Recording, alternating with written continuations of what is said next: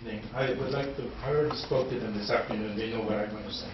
I'm going to speak to you now. First of all, I'm a physician. I'm from Maui. I speak as a private citizen. I'm retired Army Medical Corps 24 years. My job was to watch out for the community and for the soldiers. And I have to say that during my 24 years, this thing was going on. But I checked with all my civilians. We had no idea what was going on at PTA, specifically about DU.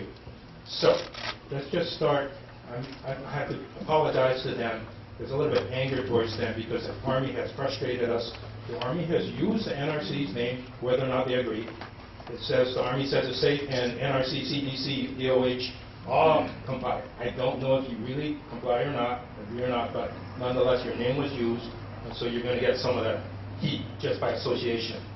Our position has always been the precautionary principle. If you don't know if it's safe or you don't know if it's harmful, don't do it, especially with the long half-life and the hard problem of cleaning up. Well, what's safe? Unfortunately, they're from the Nuclear Regulatory Agency. It has been shown that DU fired as weaponry is a very different animal altogether, probably the likes of what we altogether have never seen before. Not only does it release DU oxides, and maybe you know a little bit about DU oxides, but that 3,000 degrees temperature, lava is 2200. It releases what they call nanoparticles. You Google nanotechnology, right there is nanotoxicity.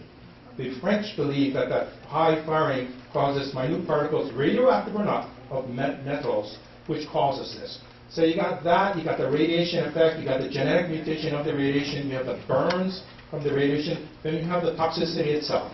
But I claim that this kind of weaponry is something new which we really don't know about, period.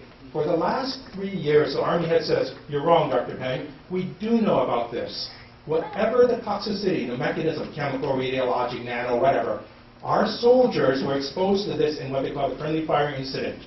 Soldiers, our own soldiers got hit in their tanks, breathed the DU stuff, and they followed 30 soldiers or something for years, and they had no problems.